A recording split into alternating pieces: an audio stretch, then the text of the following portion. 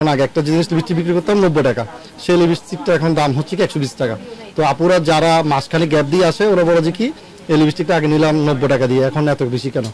সরকারের প্রতি অনুরোধ হচ্ছে যে 2025-26 যে অর্থ বছরে যেই মানে কসমেটিক্স পণ্যের উপর যেটা ডাবল দ্বিগুণ এখন ব্যাট করতেছে, ওইটা হচ্ছে সরকারের প্রতি অনুরোধ থাকবে, মানে এটা একটু যাতে মানুষের ক্রয় ক্ষমতার মধ্যে রাখলে ভালো হয়। কারণ আসলে আমাদের বাংলাদেশে দেখা যায় সবাই তো আর উচ্চবিত্ত না, মধ্যবিত্ত আছে। এখন যদি ওটা 10,000 টাকা থাকে তাহলে ধরেন 10 জন বেশি আসবে আমাদের কাস্টমার। 15,000 টাকা দেখা যায় যে একজন আসছে, 10 জনে একজন আসছে, তো ব্যাটটা যদি কম হয় আমাদের জন্য বেস্ট হয় আর কি। আমরা তো মিডল ক্লাস ফ্যামিলির, তো আমার মনে হয় ভ্যাট বৃদ্ধির ক্ষেত্রে আমাদের মতন মানুষ যারা স্বল্প আয়ের তাদের জন্য কষ্ট হয়ে যাবে। সেক্ষেত্রে আমরা সরকারের কাছে প্রত্যাশা রাখছি এই জিনিসটা যেন তারা একটু মাথায় রাখে।